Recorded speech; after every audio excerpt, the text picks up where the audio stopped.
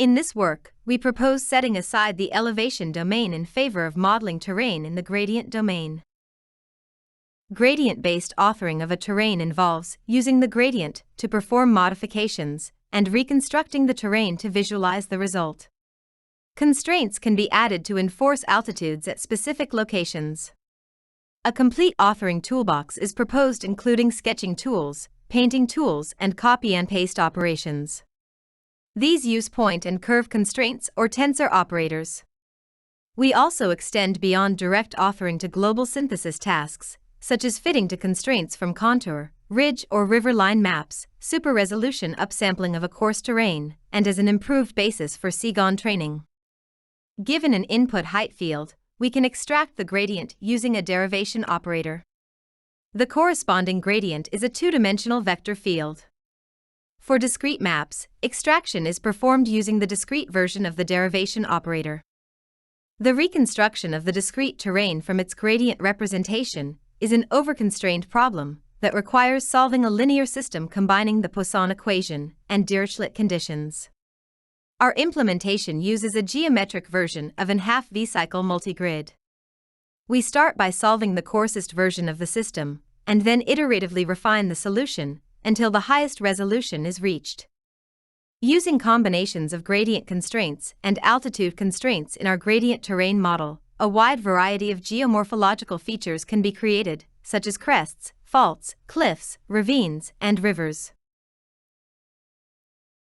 Here is an example of an interactive session for authoring a mountainous landscape. We use the mountain tool combining height, slope, and noise functions to easily obtain mountain ranges.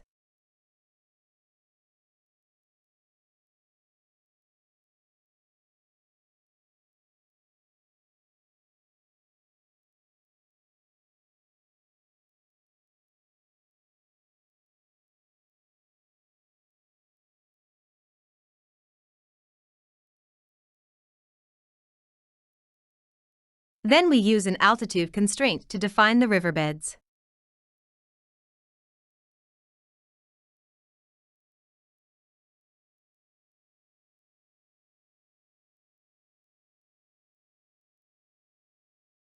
We adjust the height of the peaks and finally use a global operator to erode the whole landscape.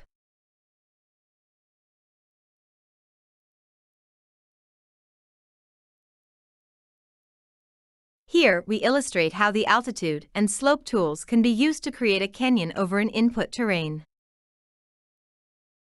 We specify a strong right slope to obtain cliff faces.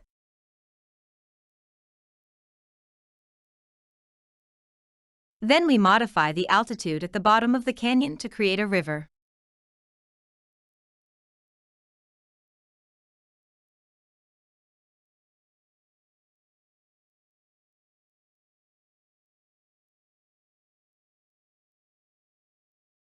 In this final example, we use the authoring tools that perform copy and paste operations. The gradient domain allows us to combine specific terrain features seamlessly.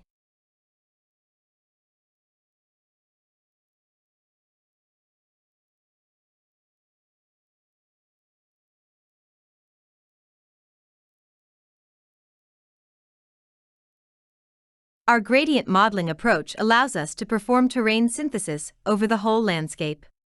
We illustrate this feature with 3 applications. We can fit a terrain from linear constraints such as isolines. We can process a low-resolution terrain to realistically increase the details.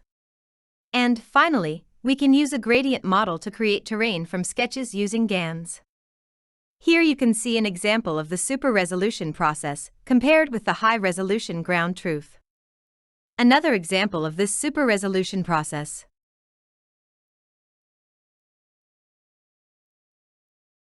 Here we compare terrain reconstruction from rivers using GANs with elevations and gradients. The gradient version shows finer features and less grid artifacts than the elevation-based version.